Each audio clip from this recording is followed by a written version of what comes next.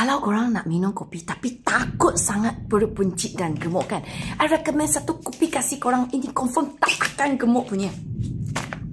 Ini satu sachet baru bukan 50, 10 kalori saja. Satu paket ada 15 sachet tau. Ini tak ada gula, tak ada lemak, tak ada susu, tak ada trans fat, tak ada pemanis, semua tak ada. Dia hanya ada kopi aja yang buat kita kurus, bakar lemak, nafsu kurang, tak suka manis dan sehatkan badan kita. Banyak kajian menunjukkan kalau kita minum kopi yang baik, berkualiti macam ni, mana sihat punya tau. So jangan fikir nak gemuk melalui minum kopi ni, tak ada mungkin.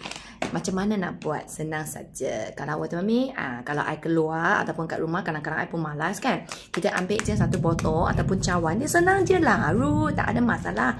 Satu sachet ni, dalam hanya kopi aja. Itu yang best. Aroma kopi dia sangat best.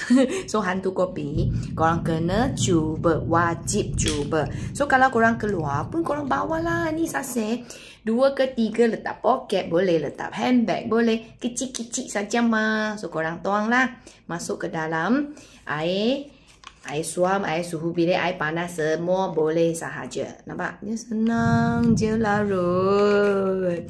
Tak ada masalah. Sekarang ada promosi korang laju-laju pergi tengok 15 sachet Tengok harga berapa.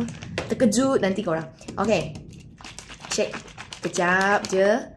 Dah larut. Okay, so kita dah boleh minum. So ini dia pahit-pahit manja tau. Dia bukan manis-manis Sebab apa? Sebab kita tak nak kalori tinggi. Kita nak minum tak gemuk, tak perut buncit. Lagi boleh bakar lemak dan sihatkan kita dan kepiskan perut kita. So minum ini, aroma kopi memang sangat sedap. Tak ada manis-manis.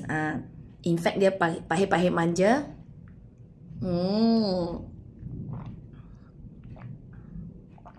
Terutamanya siapa yang tengah craving manis-manis, you minum ini lama-kelamaan itu manis pun you nak banyak makan pun you akan rasa nak muntah. So belajarlah minum kopi ni untuk orang senang kurus.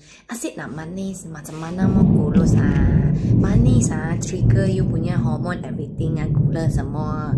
Ini tak ada trigger. Dia lagi bagi you tenang-tenang emosi, tenang-tenang punya mulut, tak ada asyik mau makan. So pergilah ambil ini. Kalau you nak kurus, minum je lah hari-hari 1-2 botol ni macam pun tak ada masalah. Kecuali you mau gemuk lah. Jadi tak apalah kalau nak gemuk. Saya sendiri minum lah. Kali cakap serius Kalau nak beli masuk TikTok shop murah je. Tengok 15 sachet.